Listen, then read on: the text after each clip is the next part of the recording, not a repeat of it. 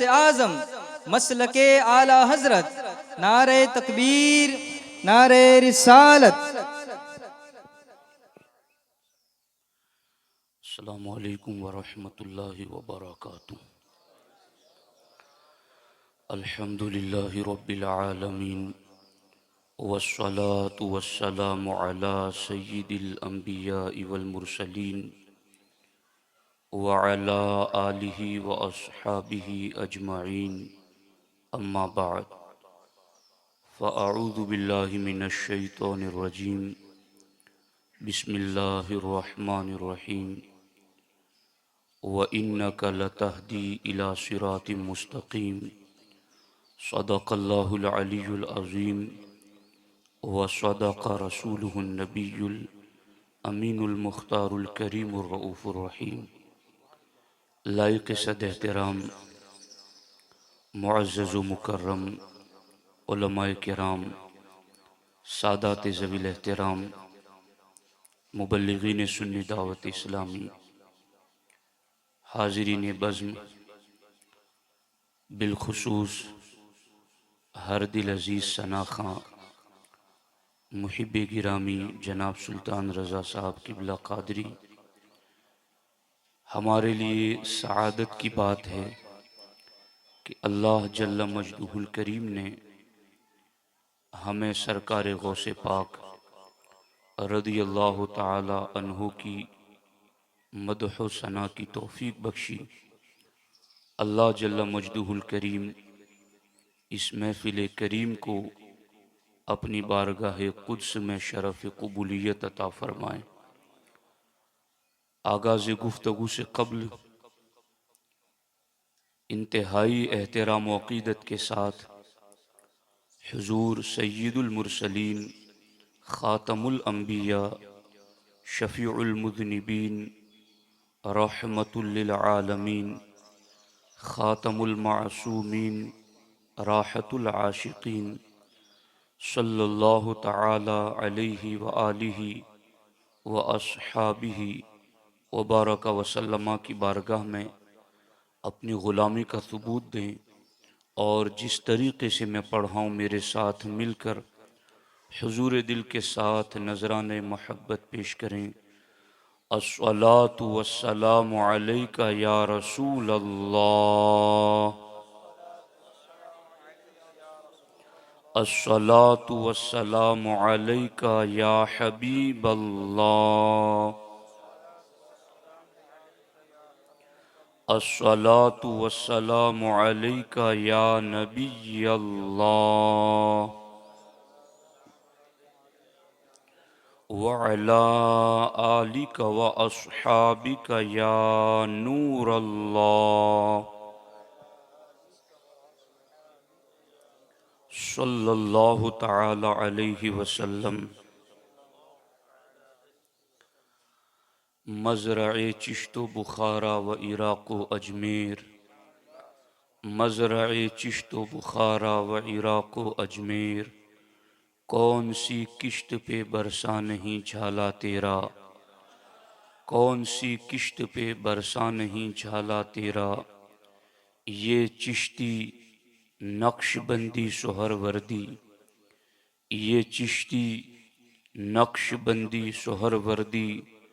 हर एक तेरी तरफ आइल है या गौस। बुखारा व इराक़ो चिश्तो अजमेर, तेरी लौ शमए हर महफिल है या गौस।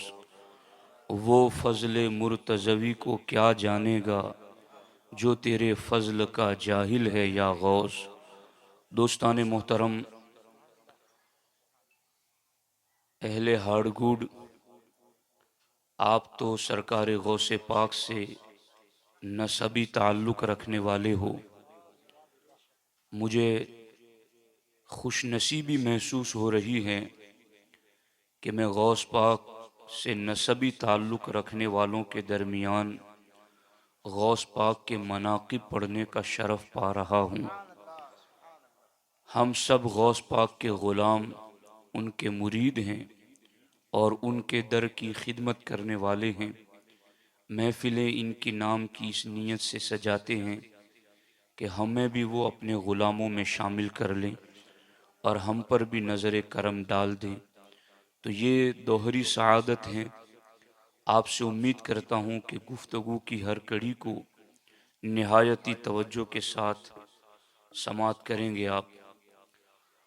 अल्लाह जल्ल मजदूहुल करीम ने क़ुरान मजीद में इरशाद फरमाया, इन्नका लतहदी इला सिरातिम मुस्तकीम, ऐ मेरे महबूब आप सिरात मुस्तकीम की तरफ हिदायत देते हो। हमारे नबी अलैहि सलातु वस्सलाम अल्लाह की बारगाह से अल्लाह के बंदों तक हादिये आज़म बनकर तशरीफ़ लाएं। अल्लाह के रसूल सल्लल्लाहु ताला अलैहि वसल्लम ने सिरात मुस्तकीम की हिदायत दी और कमो बेश 1,24,000 सहाबा किराम के दिलों को नूर ईमान और इल्म हिकमत से मुनव्वर फरमाया। अल्लाह के रसूल सल्लल्लाहु अलैहि वसल्लम ने जिन सहाबा किराम के दिलों में इल्म हिकमत नूर ईमान के ज़रिया हिदायत बख्शी, उनमें बिलखुसूस वो 4 खुलफाए राशिदीन जिनको हमारे नबी अलैहि सलातु वस्सलाम ने अपना हकीकी जानशीन करार दिया और हमारे नबी अलैहि सलातु वस्सलाम ने इरशाद फरमाया, अल खिलाफतु बादी सलासून सनतन। अल्लाह के रसूल सल्लल्लाहु अलैहि वसल्लम फरमाते हैं कि मुझे रब ने सिराते मुस्तकीम का हादी बनाकर भेजा और मैंने वो नूर हिदायत 1,24,000 से ज़्यादा सहाबा के दिलों तक पहुँचा दिया। लेकिन आगे इस नूर हिदायत की कश्ती को मंजिल तक पहुँचाने के लिए अला मिनहाजिन नबुव्वत, नबवी तरीक़े के मुताबिक जो खिलाफत चलेगी, उसके लिए सरकार दो आलम सल्लल्लाहु अलैहि वसल्लम ने इरशाद फरमाया, अल खिलाफतु बादी सलासून सनतन, कि मेरे बाद मेरे जानशीनों के ज़रिया जो नबूवत के तरीक़े पर खिलाफत चलेगी, हमारे आका ने पहले ही बता दिया कि उसकी मुद्दत 30 साल होगी। 30 साल खिलाफत अला मिनहाजिन नबूवत का ऐलान बारगाह रिसालत से हयात ज़ाहिरी ही में हो गया और उन 30 सालों में कौन पहले खलीफा होगा, कौन दूसरे नंबर पर होगा, कौन तीसरे, कौन चौथे और कौन 5वें नंबर पर होगा, हमारे आका अलैहि सलातु वस्सलाम ने अपने फरामीन में वाज़ेह इशारों के ज़रिया उन शख्सियात को भी मुतय्यन फरमा दिया कि यूं नहीं कि मैं अपनी उम्मत तक हिदायत पहुंचा दी मैंने और बाद में इन्हें मैंने लावारिस छोड़ दिया, बाद में मैंने इन्हें बेसहारा छोड़ दिया, बाद में मैंने इन्हें बेआसरा छोड़ दिया। नहीं नहीं, मैंने अल्लाह के हुक्म से 1,00,000 से ज्यादा सहाबा के दिलों तक रब के हुक्म से इल्म हिकमत और नूर हिदायत पहुंचा दिया। लेकिन फिर आगे इस कश्ती को मंजिल की तरफ बढ़ने के लिए मैंने ऐसे नाखुदा भी तैयार किए, मैंने ऐसे कश्तीबान भी तैयार किए कि जिनकी मुद्दत 30 साल होगी और उनमें कौन पहले, कौन दूसरा, कौन तीसरा, कौन चौथा, सरकार ने मुद्दत खिलाफत अला मिनहाजिन नबूवत की भी तायीन कर दी कि वो 30 साल हैं और सरकार ने अपने इरशादात के जरिया ये भी कन्फर्म कर दिया कि उन 30 सालों में कौन कौन मेरा खलीफा बनेगा, कौन कौन मेरा जानशीन बनेगा, कौन कौन खिलाफत नबवी तरीके पर चलाएगा। अब इसकी तफसीर में जब हम इमाम आज़म अबू हनीफा रज़ी अल्लाह ताला अन्हु की लिखी हुई किताब अल फ़िक़्हुल अकबर को पढ़ते हैं और इसकी शरह जो अल्लामा अली कारी ने मिनहुर रौज़िल अज़हर को पढ़ते हैं तो सारी बात साफ साफ हमारी निगाहों के सामने आ जाती है कि जिन 30 साल में सरकार ने फरमाया कि नबवी तरीके पर खिलाफत चलेगी, उनमें मुतय्यन कर दिया गया कि वो 30 साल कब मुकम्मल होते हैं। अबू बकर सिद्दीक की खिलाफत, उमर फारूक की खिलाफत, उस्मान गनी की खिलाफत, मौला अली की खिलाफत, इमाम हसन की 6 महीने की मुद्दत की खिलाफत, जब इन पांचों की खिलाफत की मुद्दत को मिलाया जाता है तो 30 साल खिलाफत अला मिनहाजिन नबूवत मुकम्मल हो जाता है। आप सोचे इस पर और गौर करें, ये दीन कोई हादिसाती दीन नहीं है। ये दीन कोई ऐसा नहीं कि किसी ने कर दिया हो गया। यहां सारा सिस्टम और सारा निजाम अल्लाह व रसूल की तरफ से कयामत तक के लिए जारी कर दिया गया है और सब कुछ बता दिया गया है कि 30 साल होगी और 30 साल इन पांचों की खिलाफत की मुद्दत पर मुकम्मल होते हैं। हमारे उलमा ने लिखा कि इमाम हसन की खिलाफत ये मौला अली की खिलाफत का तकमिला है और उनकी खिलाफत को मुकम्मल करने वाली हैं। यूं ये पांचों खुलफाए राशिदीन मिल करके 30 साला खिलाफत की मुद्दत को मुकम्मल करते हैं। आप सोच रहे होंगे बात गौस पाक की करनी है और मौलाना बात कहाँ की कर रहे हैं। चूंकि बात यूं नहीं कि सुनी सुनाई करके बात खत्म कर दी जाए और बात यूं भी नहीं कि बेमहल बात करके बात पूरी कर दी जाए। हमें ठोस बुनियादों पर खड़े होना है, हमें मजबूत बुनियादों पर आगे चलना है ताकि हमारी कोई बात अपनी ना हो, हमारी हर बात 1400 साला वरासत बन जाए। हमारा हर कौल हमारे असलाफ की तालीमात का आईनादार हो। हमारा अपना कुछ नहीं है, हम तो गुलाम और खादिम हैं। बस गौस पाक ने जो तरीक़त और शरीयत हम तक पहुंचाई है, हमें तो बस उनकी खिदमत में वही पैगाम उनके गुलामों तक पहुंचा देना है। गौर कीजिए, यहां पर ये सरकार है हादी आजम। इन्होंने 1 लाख से ज्यादा सहाबा को नूरे हिदायत से माला माल किया और इनमें 4 को मुंतखब करके खिलाफत की तरफ जिम्मेदारी दी और इमाम हसन की खिलाफत मौला अली की खिलाफत का तकमिला बनी।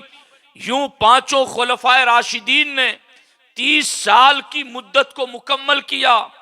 अब वो फैज जो सीने मुस्तफ़ा से जारी हुआ, वो मंबए नूर जो सीने मुस्तफ़ा हैं, जिस सीने से इल्म का भी सोता फूटा, हिकमत का भी फूटा, फैज़ो करम का भी फूटा, हिदायत और नूर का भी फूटा, उस नूरे मुस्तफ़ा से जो किरणें निकली, उस एक किरण का नाम अबू बकर सिद्दीक हैं, दूसरी किरण का नाम उमर फारूक हैं, तीसरी किरण का नाम उस्मान गनी है, चौथी किरण का नाम मौला अली है।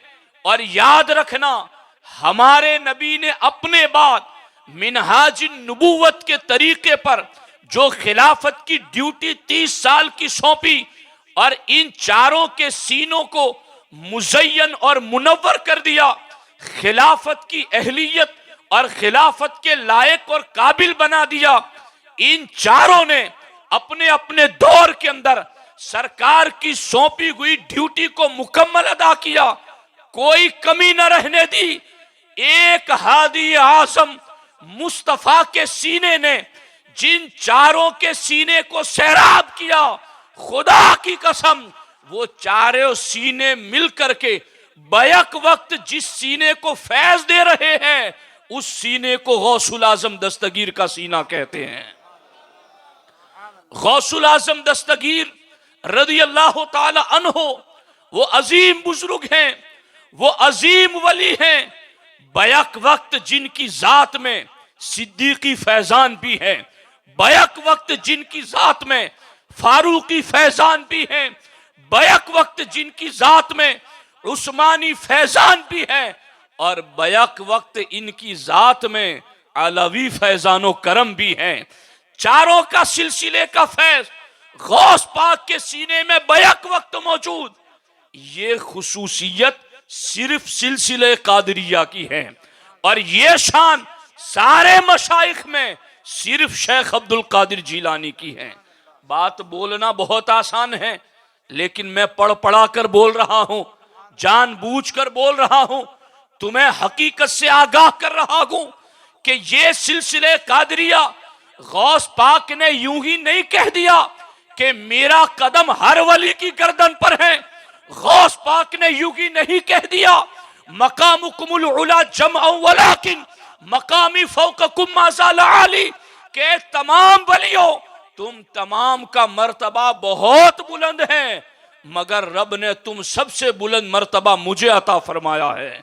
ये गौस पाक ने यूं ही नहीं कहा, क्योंकि चारों खुलफाए राशिदीन का फैज बैक वक्त गौस पाक के सीने में था। अब वो कैसे आया वो फैज पूरा, तवज्जो के साथ सुनना। हजरत सैयदुना सैयदुत ताइफा जुनैद बगदादी रदी अल्लाह को ताला अन्हो के वास्ते से शेख अबू मोहम्मद मुअज्जम की खिलाफत और इजाजत गौसुल आजम दस्तगीर को मिली, और शेख अबू मोहम्मद मुअज्जम को खिलाफत और इजाजत सैयदुना अबू बकर सिद्दीक ने अता फरमाई। क्या पता चला, अबू बकर सिद्दीक ने खिलाफत और इजाजत दी सैयदुना शेख अबू मोहम्मद मुअज्जम को, और सैयदुना शेख अबू मोहम्मद मुअज्जम की खिलाफत और इजाजत सैयदुत ताइफा जुनैद बगदादी को मिली, और जुनैद बगदादी की खिलाफत और इजाजत गौसुल आजम दस्तगीर को मिली। यूं सिद्दीकी फैजान अबू मोहम्मद मुअज्जम के वसीले से जुनैद बगदादी के जरिया होते हुए गौसुल आजम दस्तगीर तक पहुंचा।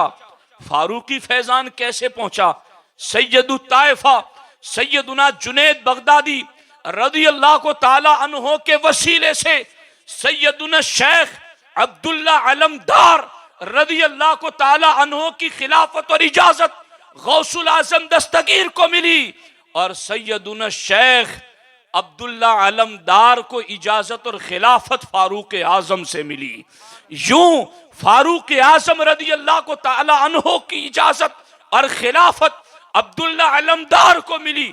अब्दुल्ला अलमदार की खिलाफत और इजाजत सैयदुत ताइफा जुनैद बगदादी को मिली, और सैयदुत ताइफा जुनैद बगदादी की वो खिलाफत गौसुल आजम दस्तगीर को मिली। यूं फारूकी फैजान शेख अब्दुल्ला अलमदार के जरिया गौसुल आजम दस्तगीर को मिला। इसी तरीके से सैयदुत ताइफा सैयदुना जुनैद बगदादी रदी अल्लाह को ताला अन्हो के वास्ते से सैयदुना शेख कुमैल जियाद रदी अल्लाह को ताला अन्हो की खिलाफत और इजाजत सैयदुना अबू बकर सिद्दीक को मिली, और सैयदुना कुमैल जियाद को खिलाफत और इजाजत सैयदुना उस्मान गनी के जरिया मिली। यूं सैयदुना उस्मान गनी रदी अल्लाह को ताला अन्हो ने सैयदुना कुमैल जियाद को खिलाफत और इजाजत दी, और उन्होंने जुनैद बगदादी को दी, और फिर आगे जुनैद बगदादी की वो खिलाफत गौसुल आजम दस्तगीर को मिली। इससे क्या पता चला, बैक वक्त सिद्दीकी फैजान भी यहां, बैक वक्त फारूकी फैजान भी यहां, बैक वक्त उस्मानी फैजान भी यहां, और फिर मौला अली तक तो गौस पाक का शजरा दो दो वास्तों से पहुंचता है, दो दो वसीलों से पहुंचता है। एक तो गौस पाक का शजरा खानदानी जो हसबी नसबी तरीक था, अपने आबा व अजदाद के जरिया वो इमाम हसन के जरिया मौला अली तक पहुंचता है, और एक आपका तरीकत का शजरा आपके मशाइख तरीकत के जरिया वो इमाम हुसैन के वास्ते से मौला अली तक पहुंचता है। तो मौला अली तक सरकारे गौसे पाक का शजरा हसब और नसब दोनों की हैसियत से आबा व अजदाद और मशाइखीन तरीकत दोनों के वसीले से इमाम हसन और हुसैन दोनों के वास्तों से मौला अली तक उनका शजरा पहुंचता है। अब गौर फरमाएं, ये हैं पीराने पीर, हम इनको पीरों का पीर मानते हैं तो ऐसा नहीं कि किसी ने कह दिया और मान लिया और उसकी कोई हकीकत नहीं है। हम इनको वलियों का शहंशाह मानते हैं तो ऐसा नहीं कि किसी ने कह दिया मान लिया और उसकी कोई हकीकत नहीं है। हम इनको इमाम हसन अस्करी से लेकर के इमाम मेहदी तक कुतबियत कुबरा पर फाइज मानते हैं और कयामत तक इमाम मेहदी के आने तक जिस किसी को भी विलायत मिलेगी, रूहानियत मिलेगी, रब का कुर्ब मिलेगा, नबी का फैज मिलेगा तो मिलेगा गौसुल आजम दस्तगीर के वसीले से। हम इसको बिला वजह नहीं मानते, इसके पीछे ये सारे फैजान मौजूद है, क्योंकि इस जात में सिद्दीकी फैजान भी है, फारूकी फैजान भी है, अलवी फैजान भी है, उस्मानी फैजान भी है, हसनी हुसैनी कमाल भी है। इन सारे सीनों को हमारे नबी ने सैराब किया और इन सब ने मिलकर के गौसुल आजम दस्तगीर को सैराब किया। अब इतनी तमहीद से बहुत सारे सवालों के जवाबात, बहुत सारे शुकूक व शुबहात का इजाला खुद ब खुद हो जाता है। चूंकि ये वलियों के शहंशाह हैं, ये वलियों के गौस कुतुब हैं, ये वलियों में भी सबसे बुलंद मकाम रखते हैं। अनल बाज़ियु अशहबु कुल्ली शेखिन।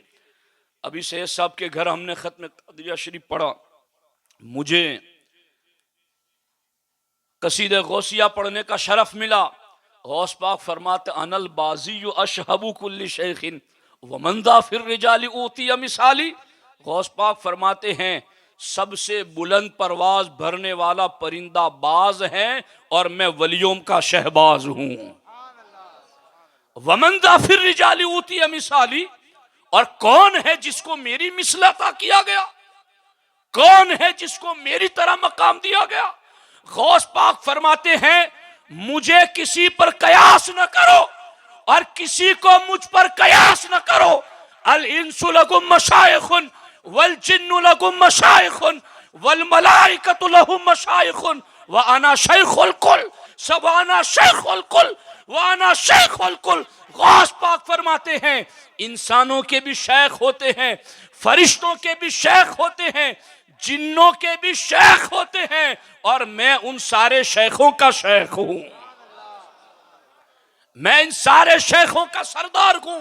वो गौसुल आजम दस्तगीर रज़ी अल्लाह ताला अन्हु क्यों ना हो कि इन चारों ने, खुलफाए राशिदीन ने बैक वक्त इनके सीने को फैजान दे करके तैयार किया। अब आगे देखना, जो बात मैं करूंगा बेहवाला नहीं, बेदलील नहीं और यूं भी नहीं कि जिसकी जरूरत ना हो और मैं बात कर जाऊं। बात तकाजे के मुताबिक, जिसकी जरूरत हो, बाहवाला मुस्तनद तरीकों के मुताबिक। अब हमारे नबी को रब ने हादी आजम बनाया और उन्होंने जिन सीनों को सैराब किया उनमें चार को तैयार किया, अबू बकर, उमर, उस्मान और अली को, और फिर उन चारों ने मिलकर के गौस पाक को तैयार किया।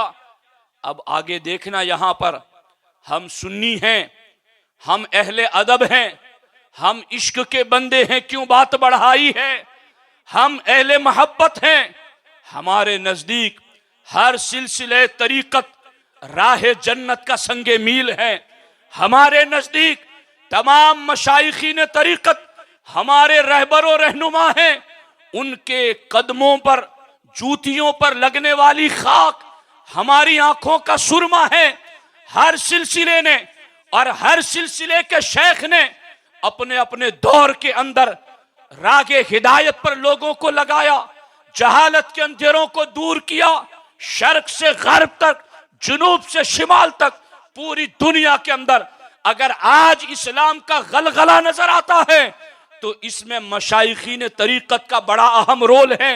उनमें से हर एक की खिदमत को सलाम है, मगर इन तमाम तरीकत के सिलसिलों में सबसे मशहूर चार तरीके हैं। हमें किसी तरीके का इनकार नहीं, हमने पहले ही कह दिया हर तरीका हमारा है।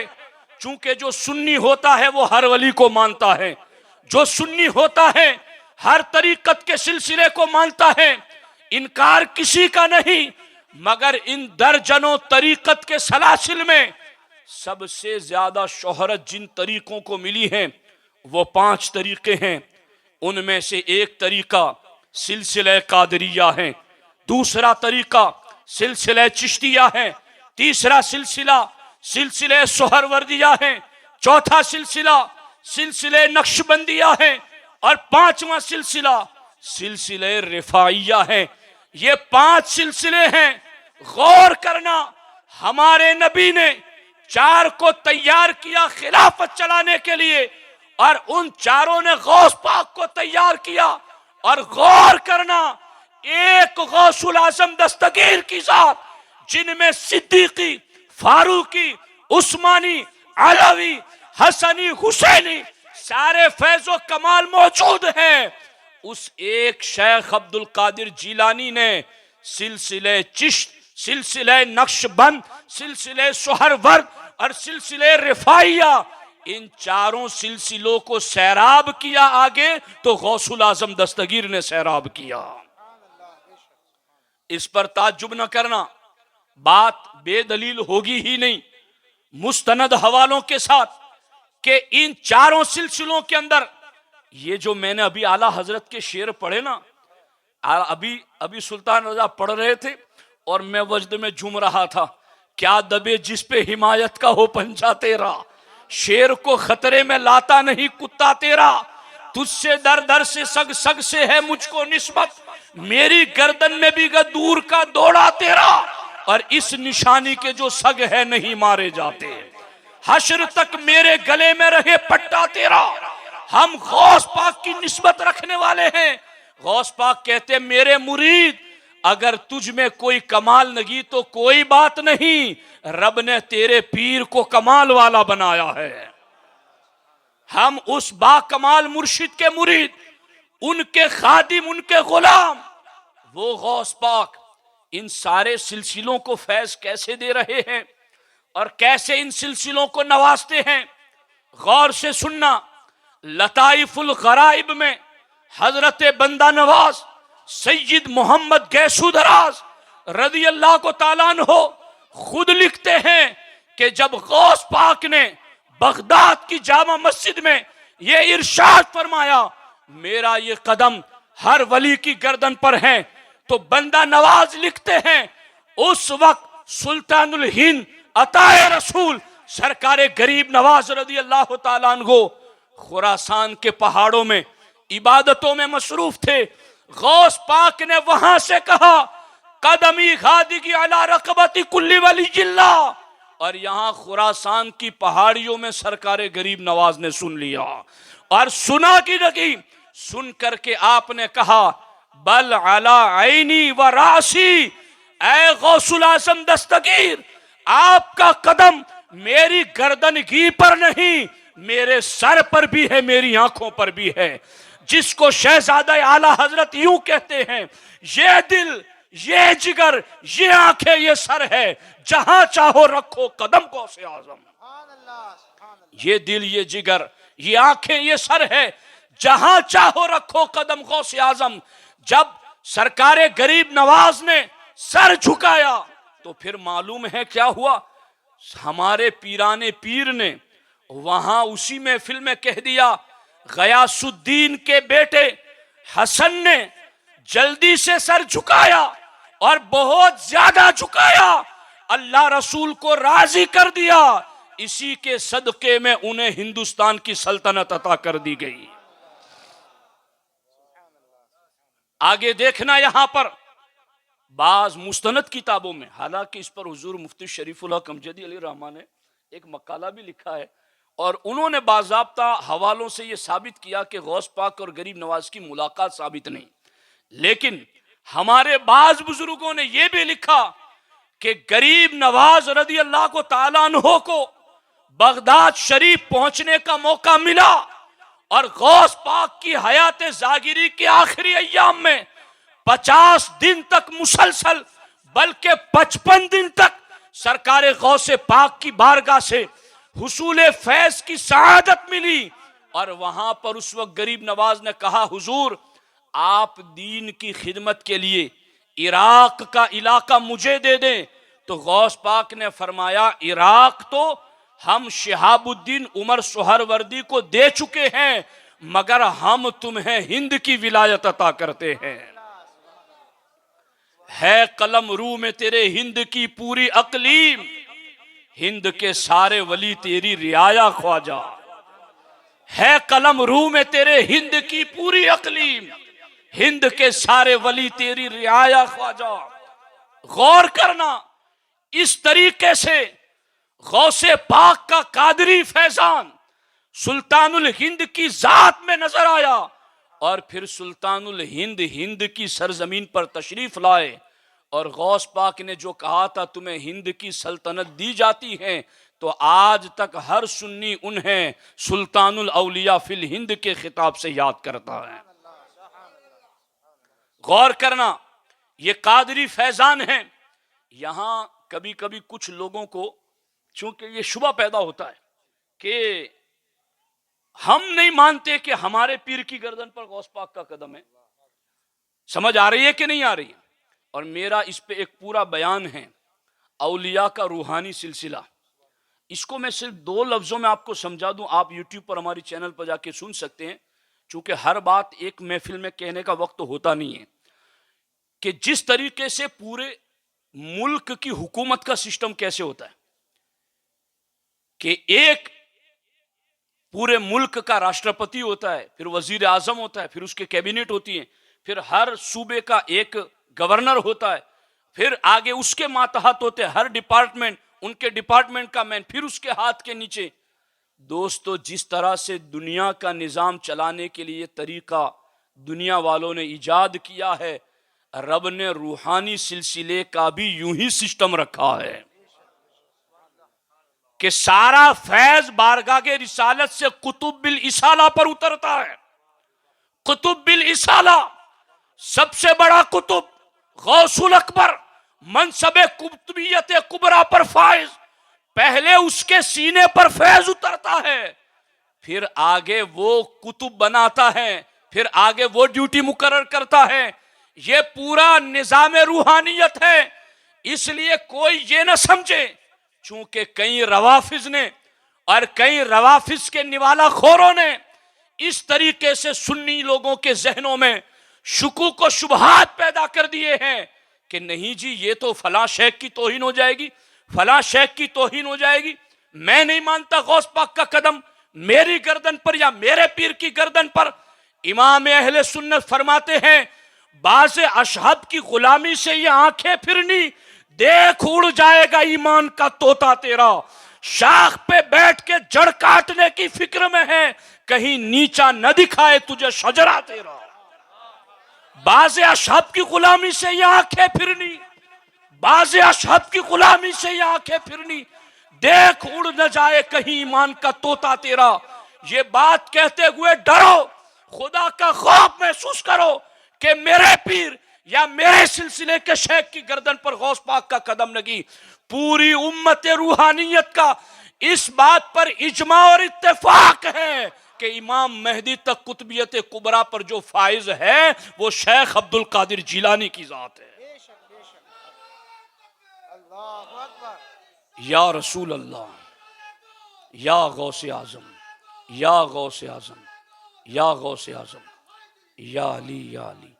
आप गौर करें, बाज़े अशहब की गुलामी से ये आंखें फिरनी, बाज़े अशहब की गुलामी से ये आंखें फिरनी, बाज़े अशहब की गुलामी से ये आंखें फिरनी, देख उड़ जाएगा ईमान का तोता तेरा। शाख पे बैठ के जड़ काटने की फिक्र में है, कहीं नीचा न दिखाए तुझे शजरा तेरा। ये आला हजरत का फन देखो, कमाल है। मैं सुल्तान साहब की तवज्जो चाहता हूं। हा मेरे इमाम ने क्या कह दिया, सुनियो, गौर करना इस पर। ये क्या कह दिया मेरे इमाम ने, शाख पर बैठकर जड़ काटने की फिक्र में है। अरे जिस शाख से तू फैज पा रहा है उन सारी शाखों को तैयार किया है गौसुल आजम दस्तगीर ने। शाख पे बैठ के जड़ काटने की फिक्र में है, शाख पे बैठ के अगर कोई जड़ काटेगा तो शजरा कहते हैं दरख्त को। शजर एक शजरा जो हम तरीकत का पढ़ते हैं ना हमारे बुजुर्गों का, और इसी शजरे को अरबी जुबान में जो शजरा लफ्ज अशजरा दरख्त को कहते हैं। तो आला हजरत के फुनूने कलाम की बलागत देखो। आला हजरत फरमाते हैं शाख और टहनी पर बैठकर जड़ काटने की फिक्र में है, अगर ऐसा करेगा तो जिस दरख्त पे बैठा है वही दरख्त तुझे नीचे पटक देगा। जी क्या पता चला, जिस शजरे तरीकत की शाख पर बैठे हो जरूर बैठो, फैज पाओ, कमाल हासिल करो, मगर जड़ काटने की फिक्र में न रहना, वरना कहीं नीचा न दिखाए तुझे शजरा तेरा। बाज अशहब की गुलामी से यहाँ आंखें फिरनी, वो तो सुल्तानुल हिंद हो गए, वो तो नक्शबंद के शेख हो गए, वो तो सोहरवर्द के शेख हो गए, वो तो रिफाई सिलसिले के शेख हो गए। क्यों? इसलिए कि उन सब को फैज अता करके गौस पाक ने दर्जे कमाल तक पहुंचा दिया। अब गौर करना, ये हैं सरकारे गरीब नवाज, जिनको यूं फैज मिला, गए 55 दिन तरबियत में रहे, हिंद की विलायत मिली, गौस पाक ने कहा मेरा कदम हर वली की गर्दन पर, तो सुल्तानुल हिंद ने खुरासान की पहाड़ियों में झुकाया। किसने कहा? बंदा नवाज ने कहा, कैसू दराज ने कहा, वलियों के कुतुब ने शहादत दी, और आज तक की उम्मत ने इसको माना। आला हजरत ने इसलिए कहा मजरे चिश्तो बुखारा व इराको अजमेर, कौन सी किश्त पे बरसा नहीं झाला तेरा। चिश्त की सरजमीन हो, ये चिश्ती नक्शबंदी सोहरवर्दी हर एक तेरी तरफ आइल है या गौस। और आगे फरमाते हैं बुखारा व इराको चिश्तो अजमेर, हर एक तेरी शमा तेरी लौ शमे हर महफिल है या गौस। तेरी लौ शमे हर महफिल, बुखारा में, इराक में, चिश्त में, अजमेर में, जहां भी लौ जली हुई गए तेरी लौ, जहां भी शमा जली हुई गए तेरी लौ हर शमे हर महफिल है या गौस। मेरे गौस जहां जहां भी चराग जला हुआ है उन सारे चरागों को जलाने के लिए नूर आपने अता फरमाया है। इसलिए अगर हमें कोई कहे कि तुम गौस पाक के गुलाम हो, तुम गरीब नवाज के गुलाम हो, तुम रिफाइयत के गुलाम हो, हम कहेंगे हाँ हम सबके गुलाम हैं, हम सबके गुलाम हैं, हम सबके खादिम हैं, ये सारे हमारे रहबर और रहनुमा हैं। मगर ये सारे रहबर मिलकर के हमें कहते हैं हम सब का आका शेख अब्दुल कादिर जीलानी है, ये सब मिल के कहते हैं। अब सिलसिले चिश्तिया में यूं फैजान आया, अब मैं यूं चारों की बात अर्ज करूंगा तो बात तवील हो जाएगी, लेकिन मैं सोहरवर्दी सिलसिले की बात करता हूं और फिर आगे की दो बातें फिर कभी अर्ज करेंगे, चूंकि इसके बाद भी तो बात करनी है, इसके बाद ही तो बात करनी है, यही तो हमारी बुनियाद है, इसके बाद ही बात करनी है। सोहरवर्द शहाबुद्दीन उमर सोहरवर्दी, इनको फैज कैसे मिला? इनकी तो विलादत ही गौस पाक की दुआ से हुई है। एक ज़ईफा औरत बारगाह गौसियत में हाजिर हुई, उन्होंने आकर के कहा कि हुजूर मेरे पास दुनिया की तमाम नेमतें हैं, लेकिन एक फर्जंद चाहिए जो दीन का खादिम बने, दीन की तरवीज व इशाअत के लिए आगे बढ़े। तो मैं एक फर्जंद की दुआ के लिए आपकी खिदमत में आई हूँ। गौस पाक ने अल्लाह की बारगाह में हाथ उठाए तो देखा कि इनके नसीब में बेटा औलाद नहीं है, तो गौस पाक ने अपना खिरके खिलाफत निकाल के फेंक दिया और कहा या अल्लाह तूने जो मुझे अपनी बारगाह का कुर्ब दिया है उसका वसीला तू इस ज़ईफा को बेटा अता फरमा। गौस पाक फरमाते हैं अभी मैंने कंबल निकाल के फेंका तो अल्लाह के रसूल सल्लल्लाहु अलैहि वसल्लम तशरीफ फरमा हुए और कंबल लेकर के मुझे हुजूर ने शफकत के तौर पर पहनाया और कहा बेटा अल्लाह की बारगाह बेनियाज बारगाह है, हर वक्त मकाम नाज नहीं होता बेटा, यूं अंदाज नहीं इख्तियार किया जाता। गौस पाक कहते हैं अल्लाह के रसूल की खिदमत में हुजूर अब तक तो मैं दुआ कर रहा था, अब आप भी आ गए तो मुझे यकीन हो गया कि इस ज़ईफा को बेटा जरूर मिलेगा। अब आप भी आ गए, अब मेरी उम्मीद बन गई, अब तो बेटा मिलेगा ही मिलेगा। अब सरकार दो आलम सल्लल्लाहु अलैहि वसल्लम की बारगाह में ये बात की, सरकार ने दुआ की, उस ज़ईफा को बशारत सुनाई गई तुम्हारे यहाँ फर्जंद होगा। वो हमल से हुई, उनके यहाँ विलादत हुई तो बेटी पैदा हुई। वो एक सुर्ख कपड़े में लपेट करके बेटी को लेकर गौस पाक की बारगाह में आई और कहा, हुजूर आपने तो कहा था कि फर्जंद पैदा होगा और ये तो बेटी पैदा हुई है। सरकार गौस पाक ने उनके जिस्म से कपड़ा हटाते हटाते कहा, किसने कहा ये बेटी, ये तो बेटा है। जैसा ही गौस पाक ने कहा ये बेटा है तो वो बेटा हो गया, और उसी को दुनिया शिहाबुद्दीन उमर सोहरवर्दी कहती है। ये है वलिसानहुल्लज़ी यतकल्लमु बिही। रब फरमाता मैं उनकी जबान बन जाता हूं जिससे वो कलाम करते हैं। ये फैज, ये नूरानियत गुफ्ते अल्लाह बूद गरचे अज हुल्कू में अब्दुल्लाह बूद। इमाम रूमी फरमाते हैं इनका कहना खुदा का कहा हो जाता है, अगरचे अब्दुल्ला की जुबान से निकलता है मगर इनके कहे को रब टालता नहीं है। गौस पाक ने कहा, किसने कहा ये लड़की, ये तो लड़का है। देखा तो वो शिहाबुद्दीन उमर सोहरवर्दी रदी अल्लाह ताला अन्हु। अब शिहाबुद्दीन उमर सोहरवर्दी रदी अल्लाह ताला अन्हु खुद कहते हैं कि मैं तो इब्तिदा में इल्म कलाम में बहुत मसरूफ था। सुल्तान रज़ा साहब, इल्म कलाम में, यानी इल्म कलाम ये अकाइद का इल्म होता है जिसमें बहस व मुबाहसे की बातें होती हैं। तो इल्म कलाम में मैं बड़ी दिलचस्पी रखता था और सरकार शिहाबुद्दीन उमर सोहरवर्दी फरमाते मैंने इल्म कलाम की कई किताबें जुबानी याद कर ली थी और मेरे चचा मुझे बार बार मना करते कि तू इस किताबों को पढ़ता है, जरा तसव्वुफ की किताबें भी पढ़ और किताबें भी याद कर, और की भी जरूरत है। तो एक मर्तबा उनके चचा उनको लेकर गौस पाक की बारगाह में आए और कहा, हुजूर ये मेरा बेटा हमेशा इल्म कलाम में पढ़ा रहता है, मैं इसको कहता हूं दूसरी किताबें पढ़ तो ये हाथ नहीं लगाता। गौस पाक ने इन्हें करीब बुलाया और कहा, तुम्हें इल्म कलाम की कितनी किताबें याद है? कहा, मुझे ये किताब याद है, ये किताब याद है, ये किताब याद है, जुबानी याद है। करीब बुलाकर गौस पाक ने यूं इनके सीने पर हाथ रख करके हाथ फेर दिया।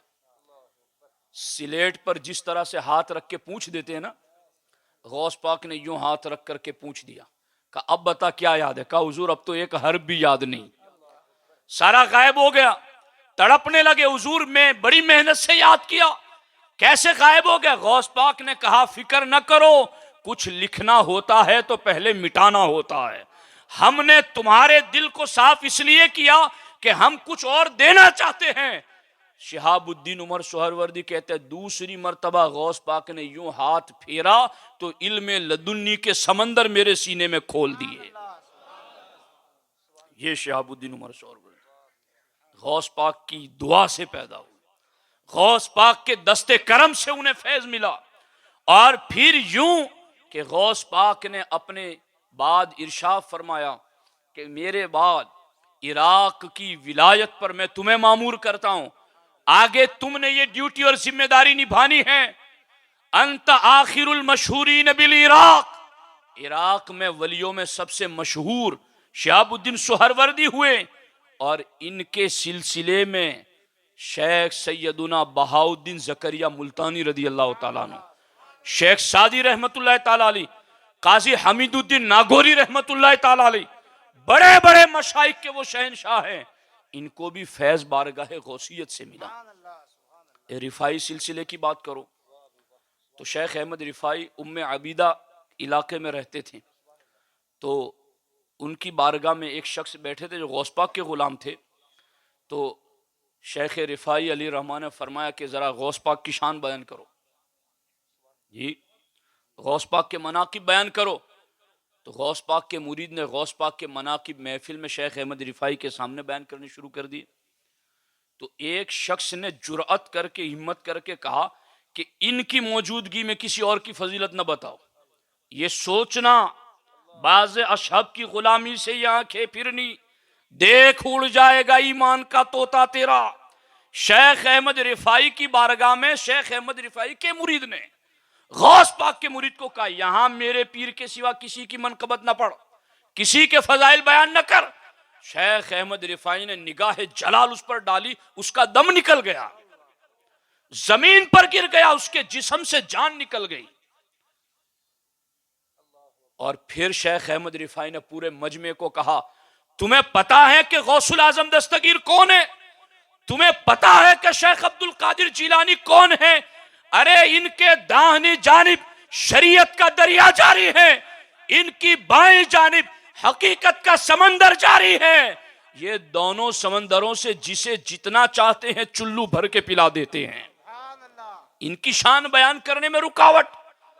ये देखो हशर उन लोगों का कि बाज़ अशब की गुलामी से ये आंखें फिरनी, देख उड़ जाएगा ईमान का तोता तेरा।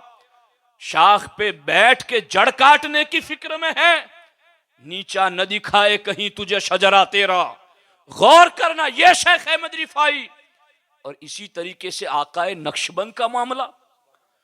तो गौस पाक एक मरतबा अपने मुरीदों को लेकर के तफरी के लिए बाहर निकले, बुखारा की तरफ चेहरा किया और गौस पाक ने फरमाया, बुखारा की सरजमीन पर 157 बाद एक मर्द कलंदर पैदा होगा। गौस पाक के गुलामों, आप सुन रहे हो लज्जत से?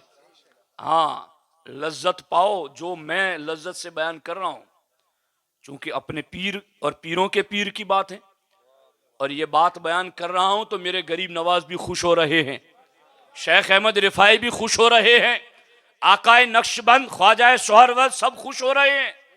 और वो सब ये कह रहे कि हमने अपने दौर में जिनकी सना बयान की, आज ये गुलाम हमारे ही तरीके पर चल रहा है। सारे खुश हो रहे हैं, सारों की निगाहे करम है हम पर। गौर करना इस बात पर कि बुखारा की तरफ चेहरा करके गौस पाक ने फरमाया 157 साल बाद, 157 साल बाद बुखारा में एक मर्द कलंदर मोहम्मद नाम का पैदा होगा। मेरे मुरीदो, बहाउद्दीन नक्शबंद उसका लकब होगा। मैं उसका फैज सिलसिले का जो है वो आज ही अता करके जा रहा हूं। फिर वो पैदा हुए बहाउद्दीन आकाए नक्शबंद बुखारी रहमतुल्लाह ताला अलैह। जब पैदा हुए अमीर कलाल रहमतुल्लाह ताला अलैह के मुरीद बने और अमीर कलाल की मुरीदी में सुलूक की राहें तय की। मैं यहां वो गिरहें नहीं खोल सकता कि जिसको इमाम अहले सुन्नत ने कहा कि फलाह तकवा क्या है, फलाह एहसान क्या है, बैअत तबर्रुक क्या है, बैअत इरादत क्या है, मुर्शिद ईसाल क्या है, मुर्शिद इत्तिसाल क्या है, किसके लिए शराइत क्या है। मैंने कुछ किताबें लिख दी हैं, उनको पढ़ो, उन किताबों में ये सारी बातें मिलेगी। और ये जो मैं आज आपको सुना रहा हूं, ये मेरा एक खुतबा है अफजलुस सलासिल सिलसिले कादरिया, उसी से मैं ये बयान कर रहा हूं आपके सामने। क्योंकि कई उलमा मुझे फ़ोन करके पूछते हैं कि हज़रत ये जो आपने बताया ये कहाँ लिखा हुआ है, तो मैंने बता दिया कि ये कहाँ लिखा हुआ है। मैंने बाज़ाब्ता दलाइल के साथ, हवालों के साथ। गौर कीजिए इस बात पर कि आकाए नक्शबंद को फैज दे दिया, वो पैदा हुए 157 साल बाद, अमीर कलाल के मुरीद हुए, पीर की इरादत में राह सुलूक तय कर रहे थे, तो पीर ने उनके दिल पर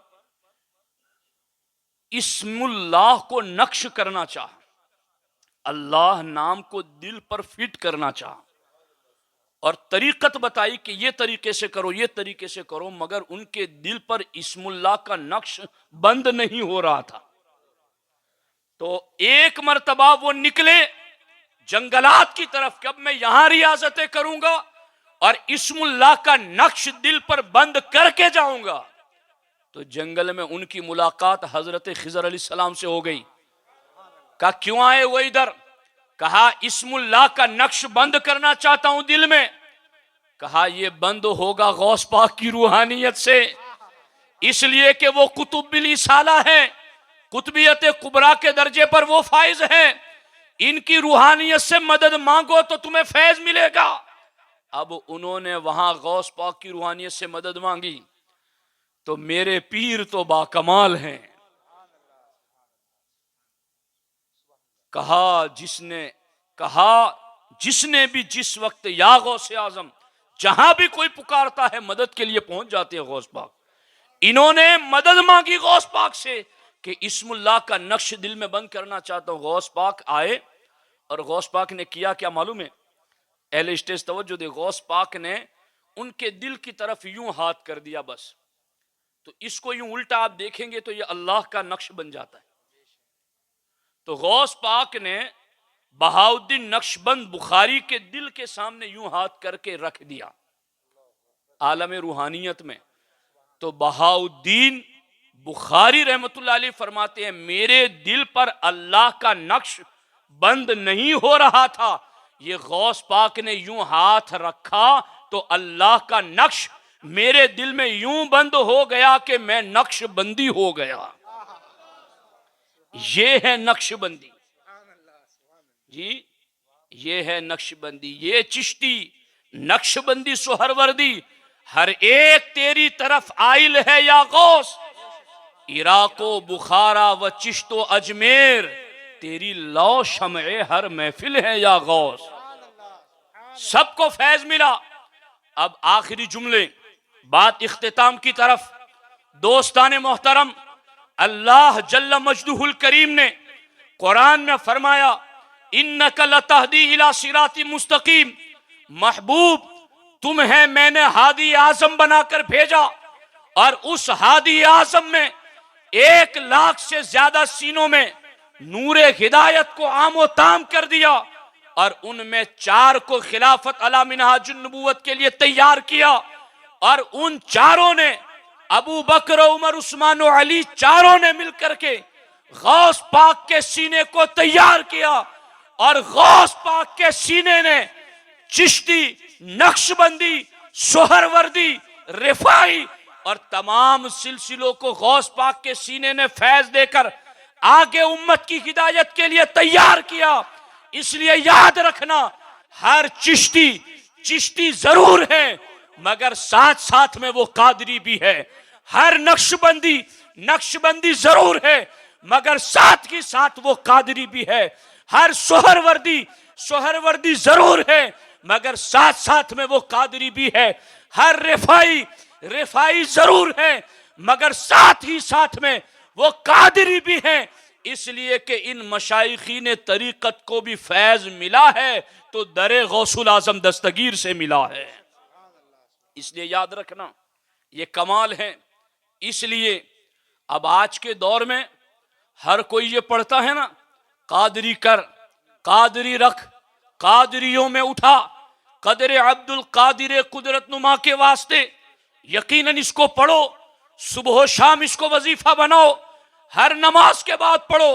कादरी कर, कादरी रख, कादरियों में उठा। मगर जानना भी जरूरी है कि कादरियत कहते किसको है, कादरी बन के रहना क्या है। रिफ्ज के साथ, रवाफिज के साथ, शियों के साथ, खवारिज के साथ, वहाबी देवबंदी को साथ और तमाम बातिल फिरकों के साथ जप्पियां भी लगाएं, दोस्ताना ताल्लुकात भी रखें, इनकी महफिलों में भी जाएं या इनको अपनी महफिल में बुलाएं, याराने दोस्ते सारे ताल्लुकात रखे। तो याद रखना, ऐसा शख्स कादरी नहीं हो सकता। ऐसा शख्स कादरियत के लिबादे के अंदर कौम को धोखा दे रहा है। गौसुल आजम दस्तगीर की किताबें आज भी हमारे सामने मौजूद है। गौस पाक कैसे कादरी थे, कादरियत की तालीमात क्या है, गौस पाक की किताबों में मौजूद है। गौसुल आजम दस्तगीर रज़ी अल्लाह को ताला अन्हो ने अबू बकर सिद्दीक को और फारूक आजम को पूरी उम्मत में सबसे अफजल माना है। और पूरी उम्मत के अंदर अफजलुल उम्मत होने के हिसाब से अबू बकर उमर का जिक्र किया है। आज अगर कोई अपने आप पर कादरियत का टाइटल लगाए और अफजलियत का इनकार करे, मैं दलाइल की रोशनी में कहता हूं वो झूठ बोल रहा है। वो कादरी गोगी नहीं सकता। कादरी सच्चा वो होगा जो गौस पाक के बयान किए हुए अकीदों पर चलता होगा। याद रखना, हजरत उस्मान गनी, हजरत मौला अली खतनैन करीमैन से प्यार करना, ये गौस पाक ने बताया सुन्नियत की पहचान है, सुन्नियत की अलामत है। अगर कोई हजरत उस्मान गनी से बुग़्ज़ रखता है, कोई मौला मुर्तजा से बुग़्ज़ रखता है, ऐसा शख्स अपने आप को यह कहे कि मैं कादरी हूं, वो झूठ बोल रहा कि कादरियत से उसका कोई ताल्लुक नहीं है। याद रखना 72 के 72 फिरकों के जहन्नमी कोने का और उनके नाम ले ले करके गौस पाक ने अपनी किताबों में बताया ये राफजी जहन्नमी के, ये अबू बकर उमर को अफजल न मानने वाला, ये हजरत मौला मुर्तजा पर इल्जाम रखने वाला, ये अहले बैत की शान में तौकीन करने वाला, ये खारजी, ये राफजी, ये कादरी नहीं हो सकते। कादरी होना तो दूर की बात है, वो मुसलमान ही नहीं हो सकते हैं। इसलिए याद रखना, आज सूना जंगल रात अंधेरी, छाई बदली काली है, सोने वालों जागते रहना, चोरों की रखवाली है। आंख से काजल साफ चुरा ले या वो चोर बला के हैं, आंख से काजल साफ चुरा ले या वो चोर बला के हैं। तेरी गठड़ी ताकी है और तूने नींद निकाली है। क्या फरमा रहे हैं आला हज़रत? आंख से काजल साफ चुरा ले। अगर किसी के जेब में से कोई रुपया चुरा ले तो समझ में आता है कि चलो गाफिल था, चुरा लिया किसी ने, लेकिन आंख में काजल चुरा ले और बंदे को खबर ना हो। गौस पाक फरमाते हैं आंख से काजल साफ चुरा ले या वो चोर बला के हैं। ऐसे बला के चोर दुनिया में आ गए जो आंख से काजल साफ चुरा ले, ऐसे चोर है। आला हज़रत फरमाते सुन्नी तू कितना गाफिल है, तेरी गठड़ी ताकी है, ताक लगाई है तेरी गठड़ी पर और तूने नींद निकाली है, तूने नींद निकाली है। इसलिए याद रखना, अभी फतह रज़िया शरीफ में लाया नहीं, वरना मैं हवाला जात के साथ लफ्ज बलस पढ़ के आपको सुनाता।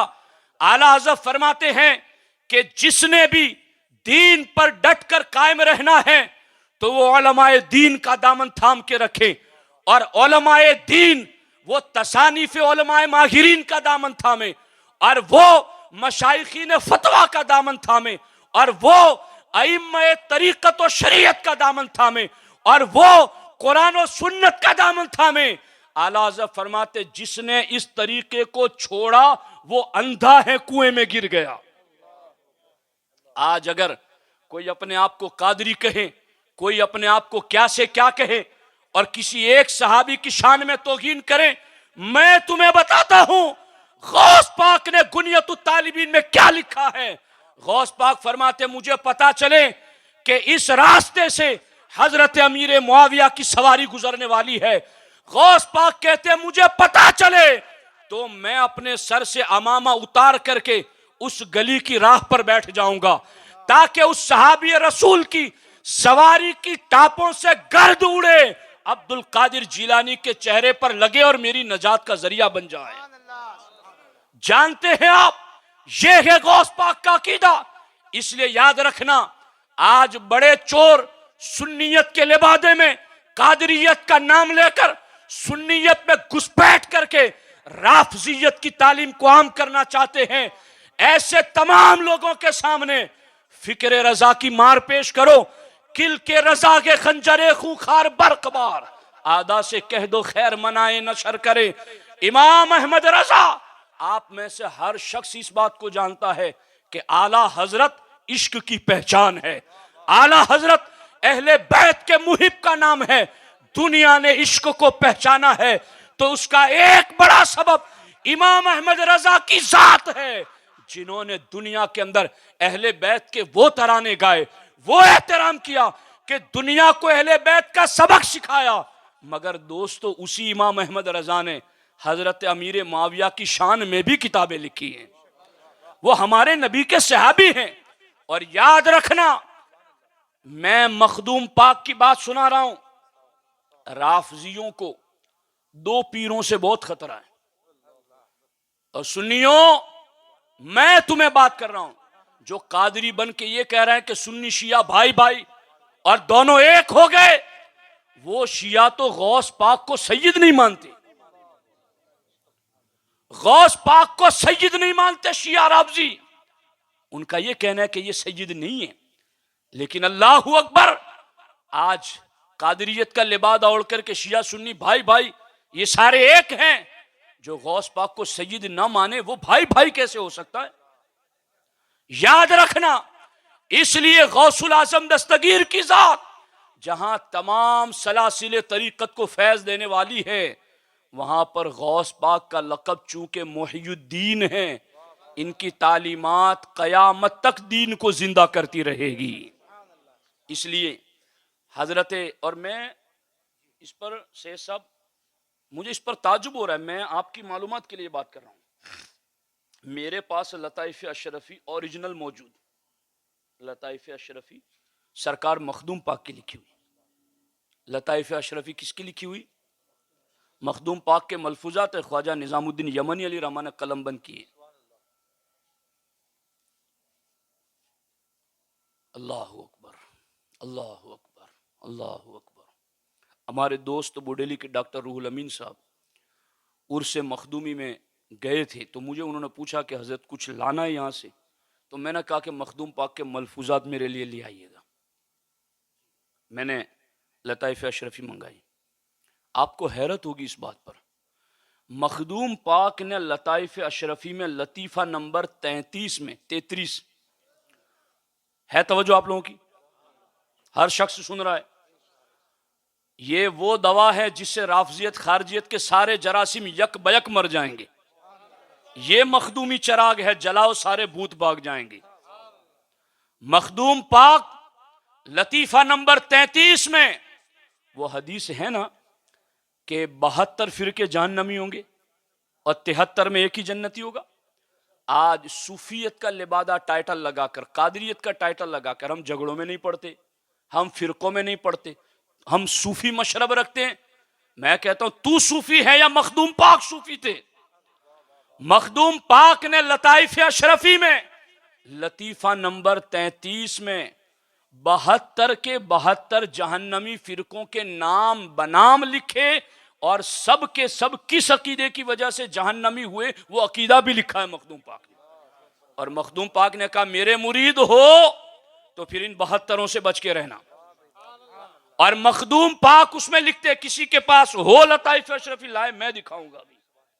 मखदूम पाक ने उसमें लिखा कि फिरके असल में, असल फिरके 6 है। मखदूम पाक ने क्या कहा? असल फिरके कितने? बोलो ना जोर से, ये बात आपको पकवाऊंगा, याद करा के जाऊंगा जी। 6 फिरके असल कितने हैं? मखदूम पाक कहते हैं असल फिरके, और मखदूम पाक फरमाते हैं हर फिरके की 12 शाखें, तो 12 छंग हो गए पूरे। ये मखदूम पाक ने 72 के नाम लिखे। मखदूम पाक ने लिखा कि राफजी फिरके की 12 शाखें हैं। कितनी? राफजी अगर समझ में नहीं आता तो शिया सुन लो, कितनी शाखें हैं उनकी? 12 शाखें। मखदूम पाक उसमें लिखते हैं कि 10वें नंबर का राफजी फिरके का नाम है लाइनिया। क्या नाम है? लाइनिया। और मखदूम पाक फरमाते ये वो फिरका है जो उम्मुल मोमिनीन मायशा सिद्दीक़ा, हज़रत तलहा, हज़रत ज़ुबैर और हज़रत अमीर मुआविया पर लान तान करते हैं। आई समझ में बात? सुन्नी भोले बालो, मोहब्बत अहले बैत हमारे लिए सरमाया ईमान है, हमारे नजात की अलामत है। हम इसी मोहब्बत में मरना और जीना चाहते हैं। लेकिन अगर कोई तुम्हें हुब्बे अहले बैत का गलत हवाला देकर किसी सहाबी की तौहीन कराना चाहता है तो मखदूम पाक कहते जो तान करेगा अमीर मुआविया पर वो सुन्नी नहीं रहेगा, वो राफजी हो जाएगा। ये मखदूम पाक फरमाते। तो सुना जंगल रात अंधेरी छाई बदली काली है, सोने वालों जागते रहना चोरों की रखवाली के। ये मखदूम पाक फरमा रहे हैं कि 10वां फिरका लाइनिया है। लोग ताना कैसा देते हैं मालूम है? आम अवाम को तो पता भी नहीं चलता बेचारी को कि ये तान करके चला गया मुकर्रिर यहां से। कैसे ताना देता है? हमें पता है कौन फतेह मक्का से पहले ईमान लाया, कौन बाद में लाया, कौन डर कर ईमान लाया, कौन दिल से ईमान लाया। अरे तुफ है, लानत है तेरे चेहरे पर जो सहाबा किराम के बारे में ये कहे। रब ने कुरान में कह दिया जो फतेह मक्का से पहले ईमान लाए या बाद में लाए वकुल्लम वअदल्लाहुल हुस्ना, रब ने सबसे जन्नत का वादा फरमा लिया। रब जिनसे जन्नत का वादा फरमा ले, तू जहन्नमी उनसे चिढ़ता है तो तेरा जहन्नमी होना ही हक बनता है। अहले जन्नत से प्यार जन्नती ही करेंगे। हम मर्तबों में हजरत अमीर माविया को मौला अली के बराबर नहीं कहते। कोई इस गलती और वहम में न रहे। आला हजरत फरमाते हैं कि बर्क रफ्तार सबा रफ्तार, तेज बिजली की तरह चलने वाला घोड़ा साल हा साल भी चले तो उस बुलंदी को अमीर मुआविया नहीं पहुंच सकते जिस बुलंदी पर मौला अली का मर्तबा है। मर्तबे में बराबरी नहीं, बढ़ जाना तो दूर की बात है, मगर शरफ सहाबियत का लिहाज भी तो जरूरी है। मखदूम पे ये है वली, सूफी मशरब रखते हैं हम कादरी हैं, हम झगड़ों में नहीं पड़ते। तुम हो मखदूम पाक के मानने वाले, गौस पाक के मानने वाले, कादरी नाम लो, मैं कादरियो तुम्हें कहता हूं। किसी भी मुकर्रिर को बुलाओ, उसको पहले टॉपिक दो कि गौस पाक ने जो अकीदे लिखे हैं ना, वो अकीदे बयान करना है स्टेज पे आके। समझ आ रही है कि नहीं आ रही आप लोगों को? उनसे कहो कि गौस पाक ने जो अकीदे लिखे उसूलुद्दीन में, गौस पाक ने जो अकीदे लिखे गुनियतुत तालिबीन में, गौस पाक ने जो बातें लिखी अपनी किताबों में, हमारे सामने गौस पाक के अकीदे बयान करो, गौस पाक ने क्या लिखा है। लोग किस किस तरह से गुमराह कर रहे हैं। इसलिए साथियों, हम तो कहते हैं और जमे हुए हैं और रब से तौफीक भी मांगते आगे के लिए, कादरी कर, कादरी रख, कादरियों में उठा। मगर कादरी ये होता है तालीमात को छोड़ दे और फिर कहे मैं कादरी हूं, वो झूठ बोल रहा है। इसलिए साथियों, गौस पाक, पीराने पीर, वलियों के शहनशाह, हर तरीकत के सिलसिले में इनका फैज आया और आगे फिर इनके फैज पूरी दुनिया में पहुंचे। इसलिए कादरियत पर कायम रहना बहुत ज़रूरी है, मगर कायम रहने से पहले कादरियत को समझना भी बहुत ज़्यादा ज़रूरी है।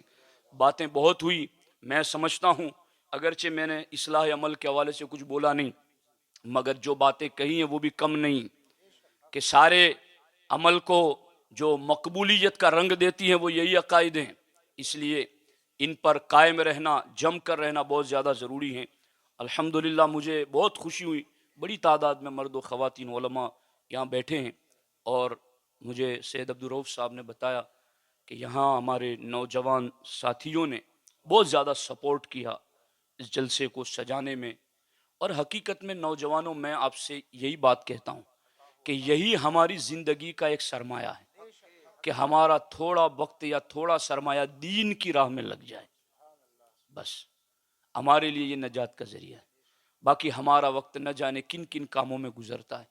तो ये खुशनसीब है वो नौजवान जिन्होंने ऐसी महफिल को सजाया, बार बार सजाएं ऐसी महफिलें। इंशाअल्लाह अज़्ज़ा वजल मैं अगर 4-5 मरतबा यूँ बयान कर दूँ यहाँ पर, तो काफ़ी हद तक बड़े जरासीम की रुखसत इंशाअल्लाह हो सकती हैं। और चूंकि दलाइल के साथ हम बात करेंगे तो फिर जो मद्दे मुकाबिल होगा उसको भी सुनना पड़ेगा और मानना पड़ेगा। चूंकि बात हमें तो अपने घर की करनी नहीं, हम जिस कादरियत बारगाह का नाम लेते हैं उन्हीं की बात सुनानी है हमें। तो दोस्तान मोहतरम, अल्हम्दुलिल्लाह हमारे साथी, हमारी सुन्नी दावत इस्लामी की टीम यहाँ काम कर रही है, बहुत खुशी की बात है।